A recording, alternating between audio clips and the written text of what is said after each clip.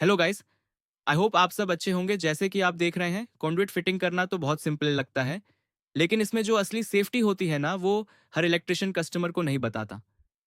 सबसे इंपॉर्टेंट चीज होती है पाइप कटिंग के बाद उसका माउथ प्रॉपरली बैंड करना और टेप फिटिंग करना, ताकि अंदर सीमेंट, डस्ट या पनी ना जा सके। अगर ये छोटी सी सेफ्टी इग्नोर हो जाए तो बाद में वायरिंग खराब होने का रिस्क बढ़ जाता है। और दूसरी इंपॉर्टेंट बात, पाइप को परफेक्ट लाइन और परफेक्ट पोजीशन में फिटिंग करना बहुत ज़रूरी होता है, ताकि फ्यूचर में वायर पुलिंग करते वक्त कोई प्रॉब्लम ना आए। प्रोफेशनल फिटिंग वही होती है जहां सेफ्टी, फिनिशिंग और प्लानिंग तीनों परफेक्ट हो। आज मैं आपको वही ओरिजिनल और प्रोफेशनल तरीका दिखाने वाला हूं जो हर इलेक्ट्रिशियन नहीं बताता। वीडियो को एंड तक ज़रूर देखिए, लाइक, शेयर और सब्सक्राइब करना मत भूलिए।